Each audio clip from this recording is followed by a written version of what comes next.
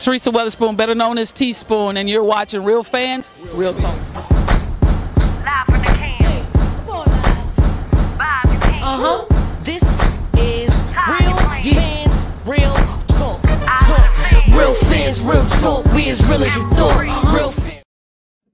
What's going on? Welcome to another live edition of Real Fans, Real Talk. We do have a special guest in the building. We're going to bring her on in just a little while. But before we do get into that, because we still got some other sports and things going on this week, let me introduce my co-host, my brother, Eric Sanchez, aka Legend in Two Games. What's going on, man? What's really good, bro? Let's see where we're at, Trip. We're about 2 weeks away from the start of the NFL season. We're about a month away from one of the biggest fights in boxing history. Mm-hmm. And then we got a special guest that's going to be joining us tonight who's been highly requested by our supporters. So it's going to be another amazing show.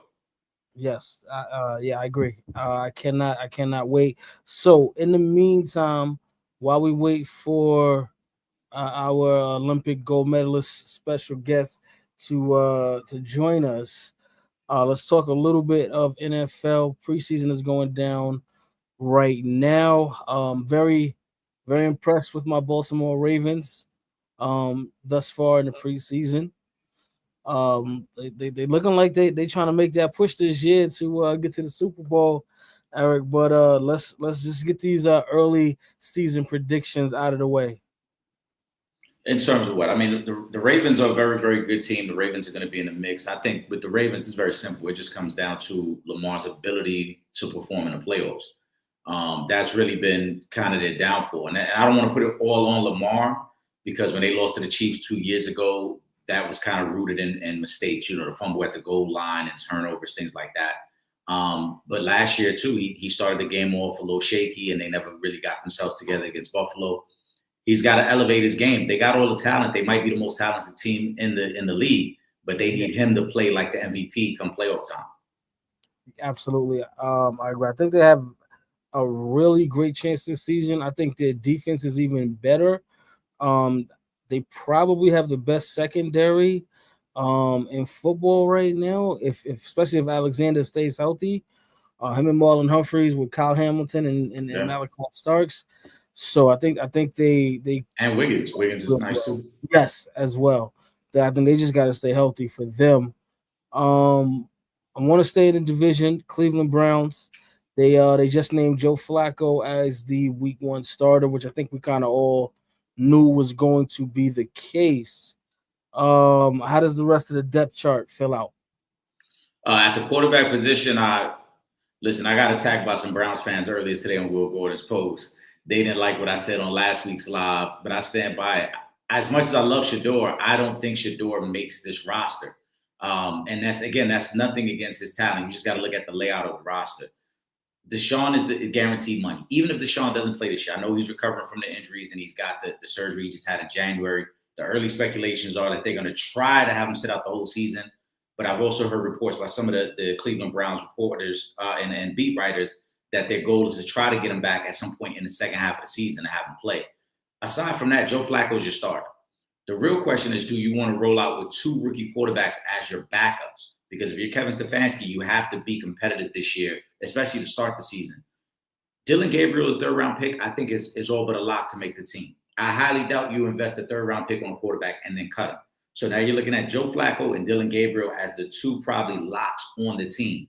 That's where it gets tricky from that point on, though, because if you're going to carry three quarterbacks, right, is it Shedeur or is it Kenny Pickett? And that goes back to my statement of would you be willing to risk having two rookie quarterbacks as your backups? I think Shedeur is better than Kenny Pickett. I think that's very obvious. We know what Kenny Pickett is. But they also traded a draft pick for Kenny Pickett. So there's a lot of draft capital that was wasted in this quarterback room between Shedeur, trade for Kenny Pickett, and drafting Dylan Gabriel, third round pick. That's why I think Shedeur doesn't make the final cut. He's a fifth round pick. There's no real guaranteed money on that deal. They can cut him. They may use the injury as a reason to put him on the IR for the first 4 weeks and try to keep him on the roster and then figure out another scenario beyond that. But I think that they're going to cut him. There isn't much support from the organization. You saw the owner has him come out recently and kind of didn't sound too supportive about having Shedeur on the roster. He's 4th currently on the depth charts. That doesn't speak well for his situation on the team as well. And from a personal standpoint, I would like to see him get cut just so he can sign with a better organization. The Cleveland Browns, in my opinion, do not deserve Shedeur Sanders. They have done nothing to prove that they're a competent organization. So why should you be the benefactor of such a talent falling to you in the 5th round?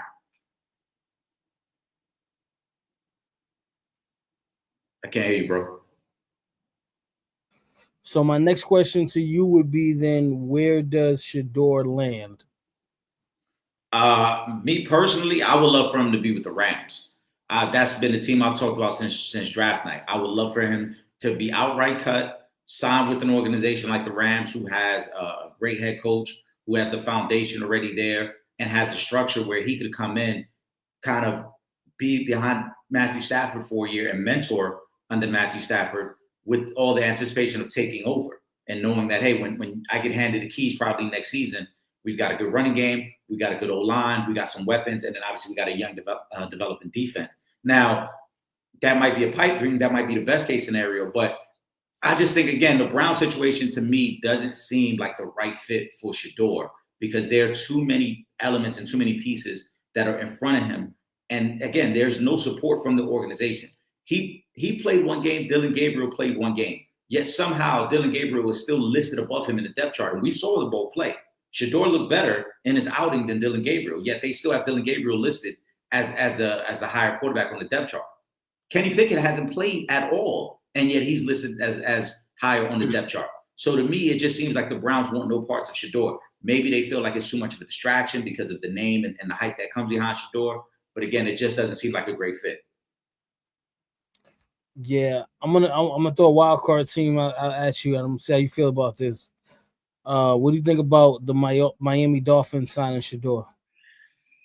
It makes a lot of sense. I could see it. It's a good location. My only concern with Shedeur would be, what are they going to do with Mike McDaniels? Because there's been reports that Mike McDaniels is on the hot seat, and this could be his last season if they don't make the playoffs. So if you're Shedeur, I would hate for him to go into a situation where you go there with Mike McDaniels, they fire Mike McDaniels, they bring in another head coach, and now you become the young quarterback on the roster who, again, doesn't have the support of the new organization, or, I mean, not the new organization, the new coaching staff. Because coaches are very particular. Coaches are very particular about the quarterback room. They want to be in control of bringing the guys in. They don't want to feel like they're stuck with a guy.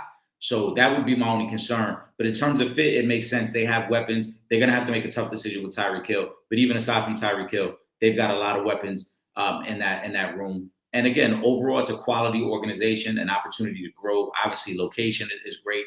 But I think, again, Shedeur could be successful in a lot of places. I don't want to make it seem like he can't be successful in Cleveland. He could be very successful in Cleveland. I just don't see the support of the organization. I don't see the support, from the ownership. And it just seems like everything we're seeing, he's not getting reps with the first team for whatever reason. Even though Joe Flacco was a little hurt, even though Kenny Pickett hasn't played, he wasn't getting reps with the first team. He plays that game. They sit him the second game with the oblique injury. They've already said not only is Joe Flacco the starter, they got Joe Flacco starting this third preseason game. It's very likely that Shedeur may not even play this third preseason game. And as I mentioned to some Cleveland Browns fans who, were getting at me in Will Gordon's comments, if he doesn't play the third preseason game, what should we assume at that point? Because you're telling me the kid would not have played the last two preseason games, and he's still listed as 4th on your depth chart. So I don't see how there could be any confidence that the young man is expected to be part of your future when you're not even playing him in the preseason and still have him listed as 4th.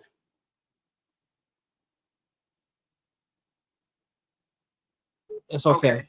All right. Can you see? Can you see me? I agree, Eric. Not yet. I'm sorry, guys. I'm on the line with our special guest today. We're trying to work out the technical difficulties so we can bring her on, because I see the comments are coming in like crazy, and I want to get to everybody's questions because I don't want y'all to be mad at me this week. So just bear with us for 1 second while we work on getting our special guest on with us. Eric, while I work on that, there was a signing for your Indianapolis Colts, Xavier Howard, Pro Bowl cornerback. Talk to me about how he will affect that Colts defense. It'll be interesting to see how they use him. I mean, injuries have kind of robbed him the last 2 seasons, but of course, when he is healthy, he is a great talent. He's a former Pro Bowler, and at one time, I believe, was the highest paid cornerback in the league. So the talent speaks for itself. It's a secondary that's been revamped by the Colts. It's a secondary that they've invested money in, whether it's Cameron Bynum, who was the safety with the Vikings, or by getting Travarius Ward, who's been with the 49ers in the past. To bring him in, I think would add more depth. Kenny Moore right now is the number 2 guy in that cornerback room. He would move to a natural position of a slot corner, I think, where he's really good as a slot, and he's been a former Pro Bowler as a slot corner. So to bring in Howard, if he's healthy, now you've got the makings and you got the pieces of a pretty good secondary that could give this team an opportunity, because they don't have a great pass rush. They need Latu, who was their first round pick last year, to take the next step up this year. They're pretty good against the run, but they're not great against the pass. If you get that secondary in order, maybe it helps your pass rush a little bit and allows you to be a little bit more aggressive with your blitz packaging, knowing that you have the quality that they have in that secondary. So that's where it could be a real factor for them. But the Colts' success this year is really rooted in who's going to play quarterback. Is it going to be Anthony Richardson? Is it going to be Daniel Jones? And what type of consistency can they get from the quarterback position? Because when you look at the talent, they got a pretty good offensive line. They got the running game in place, and then they've got some good young, fast receivers. Can they get the consistency at the quarterback position to then be, a true playoff caliber team? That's really the difference for them. Yes, yes, definitely. All right, ladies and gentlemen, I do apologize because sometimes I forget everybody's not on the East Coast with us, so sometimes the time zones throw things off a little bit, but we do have our very special guest in the building who I'm about to bring up right now. We have another there it jumped on. basketball legend. Let me say that one more time. Another basketball legend joining us today, an Olympic gold medalist. If I do say, I gotta add that in because that means she put on for the whole country. So I gotta throw that one up in there. Cathy Boswell, That's welcome right. to Real Fans, Real Talk. We appreciate you coming. Well, I am very, very thankful that you all wanted me to come on. I was really, really impressed and really happy to see on the last shows you had Tina on there, and Tina Hudson, and we played on the representing the USA when we were younger together, and she's the one who said, you got to come on, Boz, you got to come on. That's my nickname. Tell your story, So thank you so much for having me today. No, absolutely. Thank you for joining us. And like I said, let's get to the stories. Talk about your youth and how did you fall in love with the game of basketball? Oh, wow. You want the short version or the long version? Whichever version works for you. I think when I was like, well, I think my siblings and I, we were always involved. Our parents always had us involved in whatever they could, we found interest in, sports, music. I was in the band. I did a little theater, just, trying to give us that well-rounded, childhood. So, once I picked up that basketball though, and I was like 7 or so, I just felt like, oh, this is something else. I really love the sport. And I started following, players. And at that time it was NBA, and, there didn't really have any women's professional leagues at that time. So, Dr. J was like, oh, number 1 for me, and Iceman, you know what I'm saying? So I started watching the NBA games, and really just my mom and dad had us in the YMCA, and went there a lot and played a lot of pickup games when I was little, and just loved the game. The love for the game just kept growing and growing and growing. But not just basketball. I loved softball too, to play in the off season, but eventually basketball, that it just became it for me. And you pretty much you kind of are one of the top players in like Illinois history, if I'm not mistaken. They Yes. have you on the I have been named. Yes. So just talk to us about what that means to you to have that honor. I really think that from a very young age, I was very, very shy, and I just always kept my feet on the ground, and I just always went, hard at everything I did, went 100%, 100% all the time, and just doing that and keeping grounded and, being a team player but knowing that, I had that leadership quality in me and working hard, the accolades started coming in, right? So for me, to start receiving MVPs when I was, in grade school and junior high and high school, it just showed me that was just the fruit of my passion for the game and working hard. So I felt like, I was on the right road, and I really feel fortunate because at that time when I was in, coming out of grade school and going to high school, we had Title IX that was fighting for girls basketball here in Illinois, and I came up at the right time, right place and right time to be able to dream about being more in basketball. So we had our state championship, and that kind of like inspired me to keep pushing even harder. All right. Let me go to one of these the questions from the supporters. We got Yeah, a lot of sure. questions from the Yeah, supporters. Yeah. they I have been see them waiting piling in. patiently. Yeah. Yes. So let me start. Shout out to my Okay. main man, Ron Charles. He says, Cathy, talk about your early years Uh-huh. growing up in Joliet, Illinois. Big family. We are six in total. I have two older sisters and one younger brother. I was born in Silver Cross Hospital in Joliet. Lived on the east side for a while. Almost went to Joliet East, and I would have played with my great friend and competitor, um, Pam Gant.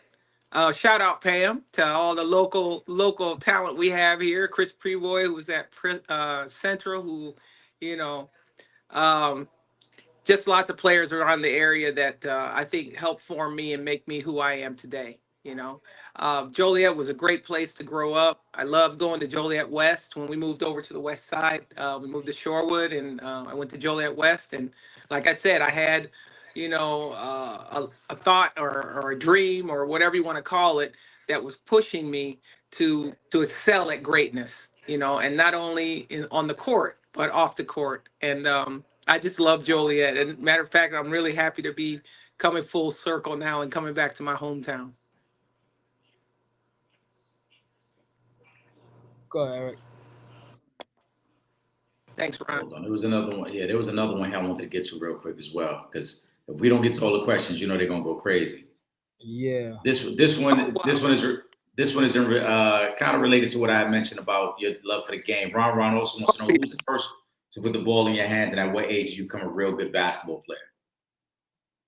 Oh, at the first, I think I was like 4 or 5 when my father worked at the Illinois Youth Center, and they had like he was in charge of like the gym facilities, and he majored in PE at Kentucky State, and later on went into administration and things like that. So he had like extra basketballs and things, and he brought one home one time, and I just grabbed it and started going down in the basement and dribbling around everything. I just wouldn't let it go. So I would say like 4 or 5, I started noticing that I could, dribble and move around like they did on TV. And as far as getting, uh, knowing that, okay, this is going to be my sport right here, is when I could beat my dad in one-on-one. So that was it. Got you. Let me go to Kyrie Thompson. While we talking about the childhood years, and he says, did we lose Kathy for a second? Hold on. No. Oh, you see? Yeah, it went black. Yeah, something happened. It sure did. I'm here though. Hang Okay. on. All right, so we're gonna get to this My back. next question in just a second. Once we get this camera back running.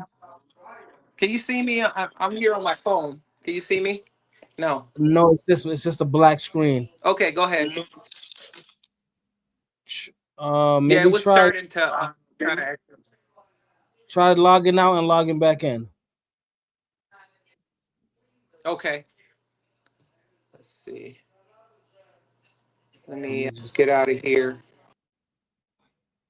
All right, we're gonna get Cathy back in just a minute, Kyrie, and I'm gonna get back to your question while she's working on fixing the camera, and we can go from there. All right, Eric. While we're waiting for Cathy, let's talk a little bit of boxing. You mentioned that the big fight that's gonna be coming up next month, Canelo versus Terrence Crawford. I'm liking the back and forth right now. I think the momentum is building. This is going to be a super fight. I'm still kind of 50-50 on this one, Eric. I don't have a winner. I don't have any of these two fighters with an edge. What do you think?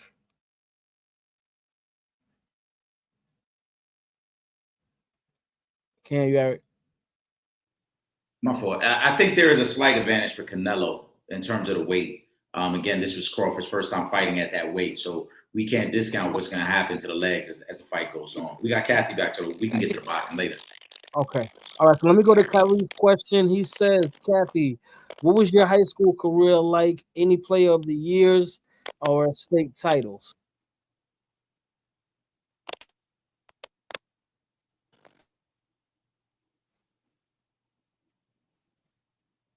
You got to unmute your mic. You're muted.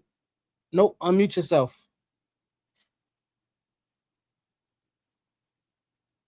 Yeah, just tap the mute button. It's muted. All right. No, that's the camera button. You got to turn the camera back on and then unmute it. All right, we did have Cathy back for a second. Don't worry, y'all. We're gonna work this out. We're gonna get to all of these questions. Don't worry. We got y'all. All right. As soon as Cathy's back up and running on the camera, then we will do that. In the meantime, Eric, just go ahead and you can go ahead and finish what you were saying about Canelo having the edge. Yeah, I think from that perspective, he does. I think Crawford has better footwork. I think Crawford is the better technical boxer, and we've seen how that's given Canelo trouble in the past.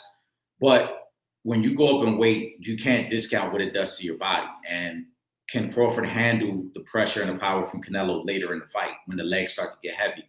When fatigue starts to set in. And people can't say that that's not a factor because it is. You got to consider Crawford has not fought in quite some time. Since beating Errol Spence 2.5 years ago, he's only fought one time. So it's not like he's been very active. Canelo is a guy who walks you down. Canelo has no problem losing early rounds because he knows that his strategy to be able to walk you down and his power late in fights can really affect you. And so I think that's what he's going to do. He won't look to stop Crawford early in this fight because Crawford is too good. Crawford isn't going to walk into a shot in the first couple rounds. What he's going to do is hope that the body work will slow down Crawford and get the legs heavy, and then in the second half. So I think that's the one advantage. In terms of speed, Crawford might be a little faster, but Canelo's a very fast, very twitchy fighter himself. It's just that he fights more flat-footed, so it doesn't come across as impressive as Crawford. So, Crawford has some areas. I think if Crawford early on is able to establish distance, keep his jab, one of the things I always said that was most impressive about his win over Errol Spence was the way he was able to keep that distance. And you saw Errol Spence look off balance all fight. Errol Spence almost looked like he was lunging at him on fight, and Crawford was able to counterpunch and really pick him apart. Canelo, I don't think will be that aggressive coming at him. Canelo's going to try to stalk him and walk him down. So Crawford's going to have to use his jab, use his distance. Definitely stay off the ropes early in the fight because I promise you, the moment he gets on the ropes, Canelo will look to work the body to slow him down for the later rounds. Okay. All right. It's gonna be a big fight, man. I'm looking forward to this one. I just hope we get an entertaining fight. I think it's gonna be a great fight. Yeah, it's gonna be a great fight. That's all I want because these two guys are punchers and they like to bring the fight to their opponent. So I think that's gonna be a great make for a great fight. And keep in mind too, Crawford, even before this fight was getting close to being a reality, Crawford was asking for this fight. So I'm sure him and Bomac were coming up with a strategy years ago. If we ever get that opportunity, this is how we would attack that guy. So I'm sure he has a strategy. My concern only is with that amount of weight that you're putting on for the first time, how does his power translate? When I say his, I mean Crawford. How will he handle the power of Canelo? And then how will his body respond in the later rounds when you know you're starting to feel worn down? Because again, you're fighting at almost 25 to 30 pounds heavier than you've ever fought at before. Yeah, absolutely. All right. We still having a little bit of technical difficulties with Cathy. So try to hang in there, guys. If not, we will work on bringing her back for next Monday if we can't get her back up tonight. I do, while we're talking about the Canelo Crawford, I want to talk about Terence Crawford's previous couple opponents, because I was starting to hear a little bit of chatter of the level of opponent. I know Canelo was kind of making a big deal about it, but Eric, what do you think about the quality of opponents that Terence Crawford has been fighting? I don't hold that against Terence Crawford the way I would hold it against other fighters. And the main reason is a gentleman that kind of has managed his career up until a couple years ago, and that's Bob Arum. Bob Arum kind of slow played a lot of these fights. Bob Arum, again, we talk about Crawford calling out fighters. For years, Crawford wanted to fight with Manny Pacquiao. And for whatever reason, Bob Arum would never make the fight. But yeah, he did make the fight for Errol Spence to get that opportunity before Errol Spence obviously had an injury. So to me, Crawford has fought the best guys at his weight when he had the opportunity to fight them, aside from Bob Arum kind of stepping in the way. Crawford, I don't think the level of opponent changes anything, because you saw his skill when he fought Errol Spence. It wasn't like there was some sort of drop-off in comparison to everybody else. He treated Errol Spence just like he treated everyone else. My main concern is his last fight, which was at 154. Mm-hmm. He struggled with a little bit of the power, and he didn't look as powerful. And now we're talking about fighting up at 165 now this time. That to me would concern me more than anything. Gotcha. All right, guys, we got Cathy back. Can you hear us, Cathy? Cathy, can you hear us? All right, Cathy, can you hear us?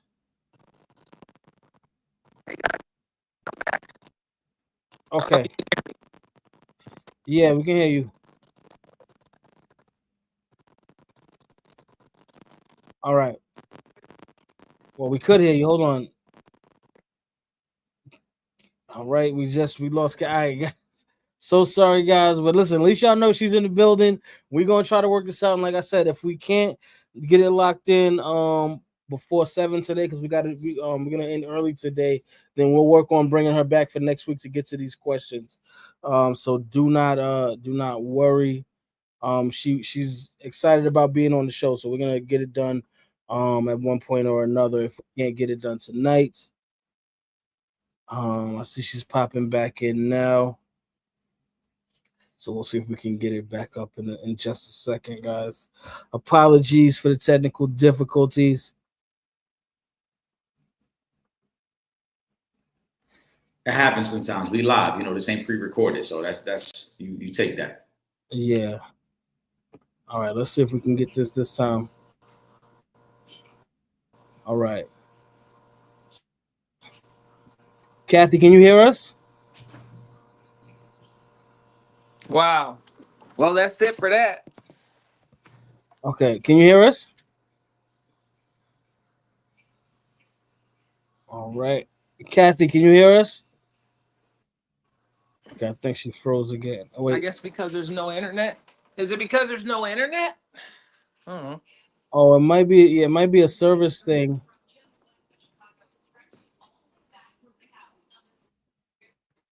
But y'all can see she's definitely in the building with us. We're trying to get to it, guys. We're working on it, Janetta. All right, we're working on it. Hey, I'm trying to get in there. Can you hear me? Yes, we can hear you. Yes. All right, we heard you, then we lost you. All right, guys, listen, y'all. Listen, y'all know we working on it. Y'all see what's going on. We trying to get this thing together. Again, like I said, if we can't get it together for this week, we'll work on having Cathy back for next week. Apologies again, but technical difficulties. The internet is not trying to let us be great this week, so just try to bear with us for a little bit, and we can see if we can get her back on. In the meantime, Eric, have you put in your first parlay for the season? Absolutely, I did. I got a couple futures bets that already lined up, and stay tuned, guys, because I believe this Wednesday or Thursday, FanDuel is doing a special on futures bets. If you lock in, if you sign in, you'll see they actually have like the ticker at the top, let you know it's future season. But I got two futures bets that I really, really like. I got one that's player props. I got one that's it's a 6-team with 3 teams that I expect to make the playoffs, 3 teams that I think won't make the playoffs. I try to stay away from the chalk because I expect the Ravens, the Eagles, the Chiefs, the Bills to be in the playoffs. So I tried to do one without those teams. The one that's catching everyone's attention, well, 2 teams that I say are not going to make the playoffs that most people kind of get surprised when I say I don't think the Pittsburgh Steelers are going to make the playoffs this year, and I don't think the Washington Commanders are going to make the playoffs this year. That's the one that kind of catches people most off guard. And the Minnesota Vikings. Those are the 3 teams that I think that were playoff contention last year that will not make the playoffs this year. And then on the flip side, I got a couple young teams that I think are going to be in the playoffs, but it's a good ticket. I'm going to send it to you. Okay. All right. Let's see if we can get this going. All right. We was almost there, y'all. We was almost there. Listen, it's not trying to let us be great tonight, man. Yeah. We trust us, guys. We are trying. You guys can't see what we can see on our end. Cathy's trying her best. We're trying our best to get this going, man. Yeah. So like I said, we're gonna just talk to her about work on bringing her back on for next week. I think this is her calling right now. Hang on.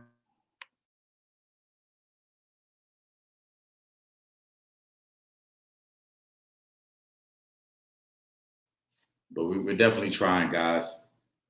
Just if not, we'll definitely have her on next week.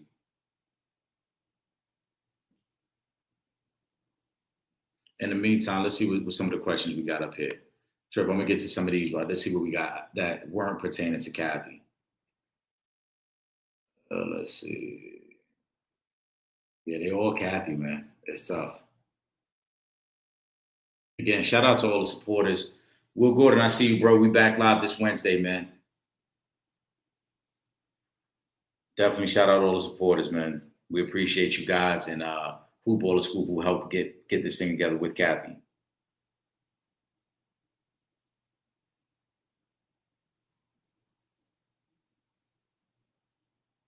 I can't hear you, Trip.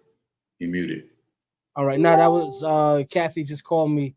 Was trying to figure it out, but I just spoke to her. She said she's just gonna come back on next week, so hopefully we won't have any internet issues next week. We do apologize. Cathy apologized as well, guys. So just bear with us. Y'all know sometimes these things happen. It's technology, man. But Cathy will be back with us next week. She just confirmed with me just now on the phone. All right, so just again, apologies, guys. Bear with us. We will get right back to it next week. All right. In the meantime, Eric, we got a couple minutes left. Eric, do you want to keep going, or you just want to cut the live for this week? No, we can go for a few more minutes. Pause, and then you gotta run. Yeah. No. We, like I said, we could. Let's see. Will Gordon got a question. Like I said, let's go for a few more minutes, pause, and then we'll say, because the questions, I went through the questions, they all for Cathy. So like we said, we do apologize, guys, because it was all, we know this week was geared up and set up to have Cathy on with us and ask her a bunch of questions. I mean, I got notes, I got questions as well. And so, we just trying to make the best of it. Now we got to freestyle. That's all good. Let me throw Will's question up here. Will says, who do you think will be the biggest fantasy football bust this season? First of all, let me say this, Will. You're in the fantasy football league, so don't be coming up here trying to get no secret inside tips from me and Eric so that you can go and not draft who we say is going to be the bust. So I may just say who's not going to be the bust for real, just so you go and draft that person and leave the guy who I want, in the in the pool, in the draft pool. But no, who do I think is going to be the biggest bust this year? Damn, who do I think is going to be the biggest bust? What running backs I think are going to be the biggest bust? Well, I don't think. Okay, so here's the thing. I don't think Saquon is going to repeat the year he had this past season. It's crazy you said that, because that was one of the questions I posed to Will on Wednesday. We talked about a couple fantasy sleeper guys that we like, and I said, I was like, Saquon, though as talented as he is and great, he might be the best running back in the game right now, either him or Derrick Henry. But that was like the healthiest Saquon has been in his career. Yeah. So you would need him to be that healthy. Like he could have a good year, but only play 13 or 14 games this year. So therefore the production wouldn't be the same. You know what I'm saying? So that's something to keep in mind. That was one of the guys I did mention on last Wednesday's episode. Yeah. And yes, Pooh, she's gonna come. She'll be back next week. She was just having problems with the internet, so she'll be back next week, and we'll have Cathy back on with us. I know, Janetta, I'm so sorry she was having internet issues. Yeah. But she just called me, so we're gonna get her back on for next Monday night. So don't worry, she will be back, and we can get to all those questions. Y'all listen, y'all know these things be happening sometimes, all right? Like y'all been with us for a while now, so y'all know what's up. But we're gonna get it done. Don't worry, y'all. All right. Appreciate y'all for coming prepared with y'all questions and everything. We love y'all. So we will get back to it next weekend, but sometimes it's the internet. We can't always, All right, so reverse that question, Eric. Who's gonna have the best year in fantasy football this season? I think there's a couple guys that catch my attention. And I'm trying to think back to some of the guys we talked about on Wednesday. But just on the surface, I'll say I think Joe Burrow has another great year. Their offense is primed to put up big numbers. Outside of Joe Burrow, and I'm thinking quarterback, I think Josh Allen will have another really good year, MVP caliber year. So I expect that from him as well. Let's see. NFC, who are some of the guys I was looking at? I think George Pickens will have a really good year, fantasy year. It's set up. It's just a perfect situation for him. CD Lamb is the obvious number one.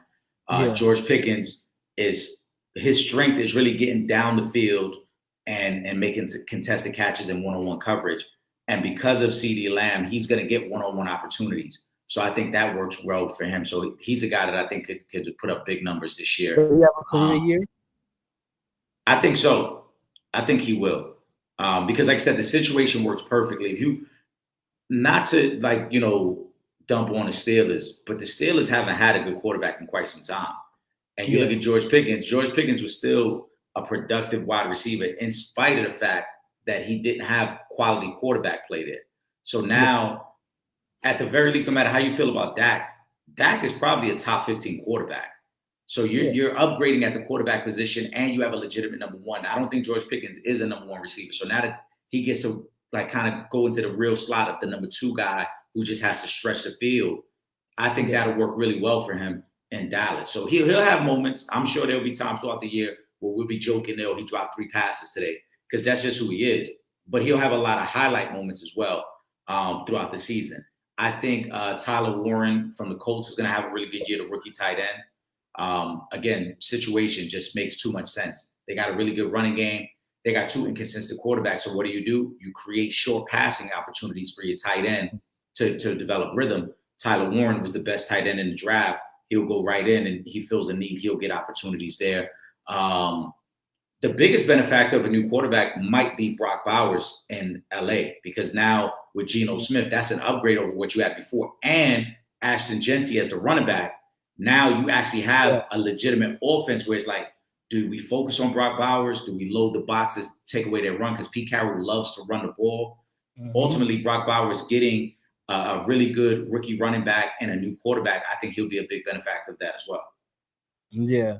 One last football question, and I'm gonna go to two last football questions, because I'm gonna take Will's comment as well, and then I'll go to Imani. You mentioned earlier that you felt like the Steelers maybe the odd team out of making the playoffs this year. If that happens, would this be Mike Tomlin's last year as head coach? So I think that we might be at that point. And the only reason I say that, this isn't a knock on Mike Tomlin. Let me refresh my drink while we talk about this trip, because I just feel like people won't be upset about me saying Mike Tomlin might be out of there. Mike Tomlin made the decision to move on from Russell Wilson and Justin Fields.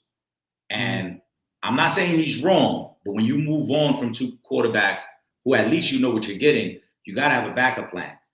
I don't think Aaron Rodgers is an upgrade over what they had last year. That's one of the main reasons I don't think they're going to make the playoffs. So now this becomes Mike Tomlin's decision, but also his issue. Not only did you trade or got rid of those two quarterbacks to bring in Aaron Rodgers, you traded Minkah Fitzpatrick for Jalen Ramsey. Minkah Fitzpatrick is younger than Jalen Ramsey, right? I was a little shocked about that one. Right. So now you're making decisions based on like your personal feelings about guys because you didn't want Justin Fields back. You didn't want Russell Wilson back. You no longer want to make a Fitzpatrick in your locker room. If this goes left, the organization is going to say, well, these are decisions you made and we're worse now than we were last year. It might be time for a new voice. I know it sounds great to say Mike Tomlin's never had a losing season, which is the fact. He's never had a losing season, but he also hasn't played in a Super Bowl in over like 12 years. They haven't won a playoff game in over 10 years. So those things you got to say both those things when you talk about Mike Tomlin. Yeah, you haven't had a losing season, but you also haven't had a playoff win in over a decade. Yeah, exactly. Will says, prediction, Zach Ertz will be a top 5 tight end. I don't know. In what? In what? Too old. No, that's what I'm saying. In what? I don't know about. I'm assuming he's talking fantasy. Oh, a top 5 fantasy tight end? Nah, I don't think so. I don't even know if he's gonna be a top 5 fantasy tight end. I don't think so. I mean, you would have to. Yeah, Will Gordon said fantasy. I don't think he's gonna be a top 5 because you got to consider he'll get targets, and I kind of see where Will Gordon's going with it. He will get some targets, but also look at some of the other guys. And this is just without looking at the raw numbers. Think about some of the other tight ends who get just as many or more targets. We're talking Brock Bowers. We're talking George Kittle. We're talking Travis Kelce. We're talking TJ Hawkinson, right? All these guys get more targets than Zach Ertz. And that's just a couple of guys I mentioned. We didn't talk about how Buffalo likes to use their tight ends. We didn't talk about, some of these other teams. Again, I think Tyler Warren with the Colts is going to get a lot of targets this year. Evan Ingram. There's other guys I think that are going to get more targets and more opportunities. Washington, it seems like they want to kind of develop a physicality. That's why they brought Debo in. I think Debo kind of will be one of the focal points. Obviously, they're going to work things out with Terry McLaurin. So Zach Ertz maybe as their third option will be nice to have in fantasy, but I just don't know if he'll be a top 5 guy. Yeah, I don't. Yeah, I think he's still because it's tight end position. So you always any production from the tight end spot is helpful in fantasy football. But last year was the first time he's been healthy and played a complete season in a couple of years. It's also going into, I think this is like year 15 or 16. So, at some point we're going to start seeing that a little bit of a decline. I apologize. I left a couple names off. I had to real quick to look back, and I'm sorry to cut you off, Trip, like Sam Laporta, Mark Andrews. That's what I'm saying, bro. Yeah, there's a lot of guys. Trey McBride from Arizona last year. Trey McBride from Arizona last year was a 1,000-yard receiving tight end. Like there's a lot of guys that are probably gonna get more opportunities. I think Kyle Pitts looked better last year when Michael Penix Jr. was the quarterback. Yeah, that's what I'm saying. I was saying Kyle Pitts. I think he's gonna improve again. I think he's gonna take another jump this season. So yeah, I don't know about top 5. Will said McLaurin will take a while to get up to speed. Debo is fat, and they don't have many other weapons. Hence your prediction of them missing the playoffs. Well, I don't think he'll need time to get up to speed. It's the same offense. So as long as he's in shape, he'll be fine. I highly doubt. Now, I do agree with the Debo statement. I think a lot of Commanders fans, they got a game tonight against the Bengals. They're going to play their starters probably the first quarter of that game. It'll be interesting to see because Commanders fans are excited about a couple of highlights that dropped of Debo during like minicamp. But all the beat writers are saying that he came in about a good 20 to 25 pounds overweight. So it kind of seems like he's working himself into game shape. And I don't think you can rely on Debo. So Debo's injury prone. He may give you 10 to 12 really good games, but he's probably going to miss about 5 games. That is one of the reasons why I think they missed the playoffs. I also think they missed the playoffs, as I highlighted Wednesday. You're talking about a team that last year Vegas had their over-under on wins at 6.5. Trip. They end up winning 12. They completely overshot their mark. They were not a 12-win team. They were 8-2 in one-score games, including that miracle win against the Bears. Even if they come back down to the medium and let's say just go 5-5, they would have been a 9-win team last year and probably missed the playoffs last year. 9 wins would have been great for them last year because nobody thought they could have won that. I think the quarterback is great. The running game is not good. The O-line is not that good. The secondary is still trash. There's a lot of issues with that team that I think get swept under the rug because they won so many games last year. People assume, oh, they're going to be better. They really didn't improve in a lot of areas that they needed to improve in. Yeah. And Will says Pittsburgh will win 10 games. And jeez. I think Will wanted to troll us with that comment. Yeah, Baltimore is mean, but since his defense is horrible, it will be worse without Hendrickson. That I do agree with. That defense is bad, and that's why they can't win because Joe Burrow had an MVP season last year. He did. Same thing with Jamar Chase, T. Higgins.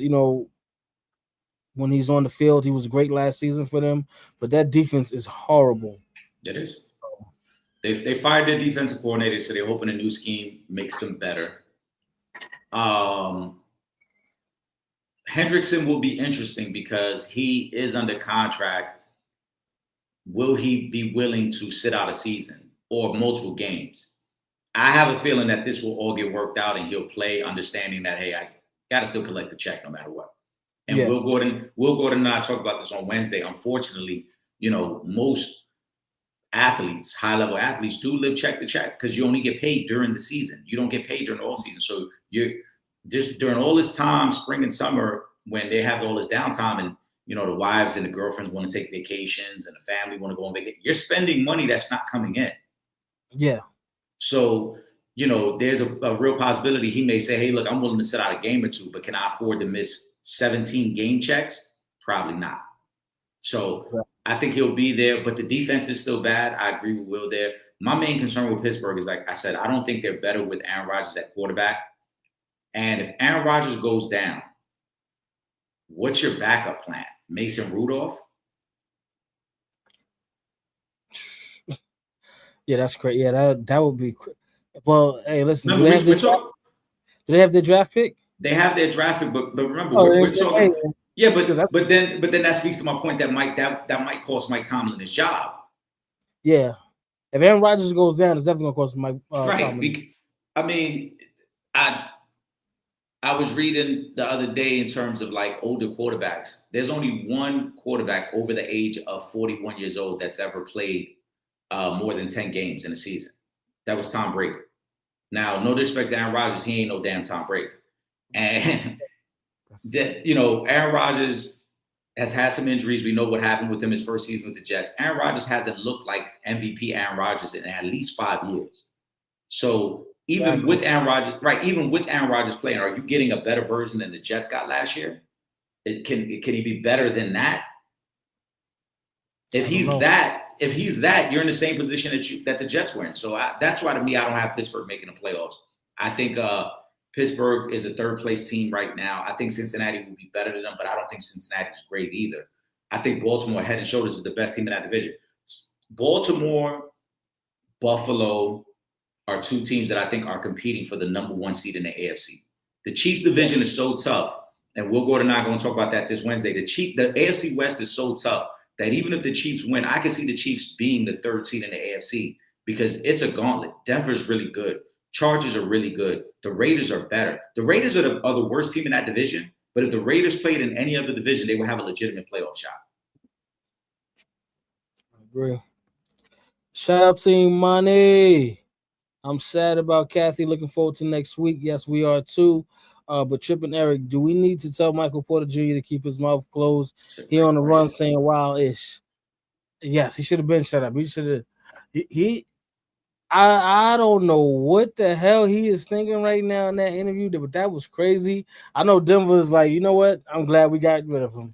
But of course, he got to be coming to Brooklyn and starting off with this nonsense.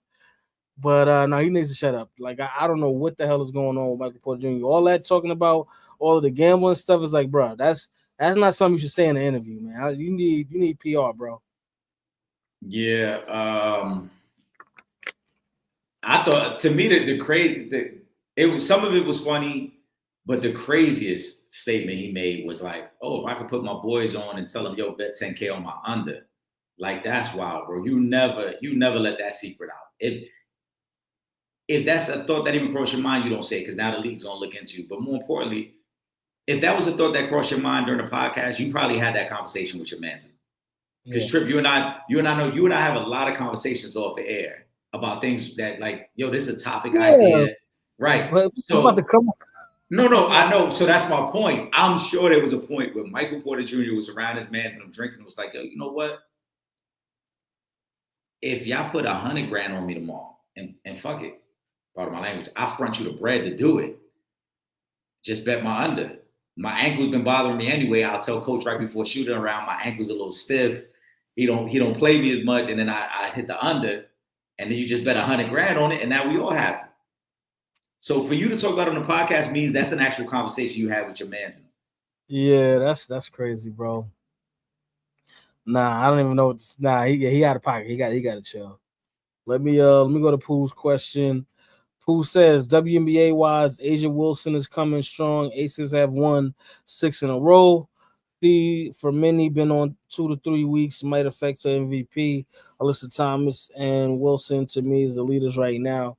Yeah, I think it's Asia. I think Asia Wilson is the MVP leader. And to not have with Kelsey Plum this season, I think they've been playing really well. Obviously, I think Minnesota's been playing the best basketball right now. They are the healthiest. Liberty got to get healthy again. We got to get Breonna Stewart back. But as far as MVP goes, I think it's right now. I got to go Asia Wilson. She's the best player in the game. She's starting to get hot at this time. So I completely understand that, and I respect that. And until someone proves that they can be more impactful than her, she should be the front runner. Exactly. Pooh says, I kind of believe Caitlin Clark is out for the year, but they won't say it because fans will stop coming. She's been out for over a month. I believe so as well. This is a great statement. And it's tough. And I agree.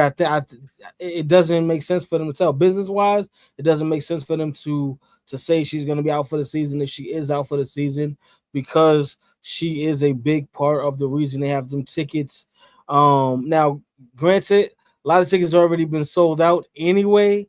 They've already been purchased, but for those seats that haven't been purchased, if we know for a fact that Caitlin Clark isn't going to be out there playing, there's going to be a lot of games that that don't sell out, that don't sell tickets. Period. A couple things to consider, but I think this is a great statement by Pooh. Shout out to Pooh on this one. First, it's a groin injury. Groin injuries take some time to heal, similar to hamstring injuries. Only thing you can do is rest. You should be working out. You shouldn't be trying to push the issue because you need it to heal. So that's first. Secondly, the Fever have come out 2 times over the last month since she's been injured. And their statement has been, we hope that she's back before the end of the season, which does not sound very optimistic, because most teams will put a time on it and say, oh yeah, she'll be out 2 weeks, 3 weeks. When they're saying we're hoping, that means they're basically saying that we hope she gets to a point where she can actually just play. Not necessarily be fully healed. We're just hoping that she's able to play. And now if you try to play on it, you run the risk of re-aggravation. So that's why I agree with Pooh. They won't outright come out and say it. The WNBA knows they cannot lose kind of this, this face of the league, for lack of a better word. They need the hope and the presentation of, hey, she's going to be coming back. She'll be ready to go before the playoffs start. That's what the league wants to present. But I think everyone behind the scenes knows that she's not ready. And I think what's going to end up happening is as the season comes to a conclusion, then we'll get the official word. For right now, they're going to drag it out as long as they can. And then once they can't drag it out any longer, they'll say, hey, she's done. She shut down for the year. Yeah, they're gonna wait to the right to the end of the season. They're gonna take it to the very end. Ron says, let's give love to Kelsey Mitchell, who is the Fever's best player and has been the last 3 years. I think Caitlin tore her hamstring. I mean, she tore her hamstring. She's definitely gonna be out for the season. I hope she can play because I see on the court. Yeah, the original reports was that it was a groin injury. So, like I said, I mean, maybe it is a hamstring, and they just don't want to say that it's a groin injury. But like I say, either way, it's kind of the same goes for them. You have to rest. That's all you can do. That's all. There is no way to rush back from those type of injuries. You have to rest. And the WNBA season is so short, there isn't the time frame to say, hey, look, give her 2 months to rest up. It's really only been a month. She's been out since July 15th. So we've only crossed a month. She still needs more time. Ron says, when is Stewie coming back? I read, I think yesterday, or day before yesterday, she should be back the last week of August. So be looking for our MVP, Brianna Stewart, to get back. We need some get back. The city's MVP? Yeah. The city's MVP, man. Listen, what can I say? We need her because Link's been kicking our butt. So we need our MVP back on the court. Well, we got a couple of MVPs. Jonquel Jones is also an MVP. So we got a couple of MVPs on our team. But yeah, end of August, she should be back. I'm gonna throw this up here. We ain't gonna get to go too deep into this one. Ron MPJ wasn't he seen with a trans female? I did see that, but again, I don't know that person, so I can't really say.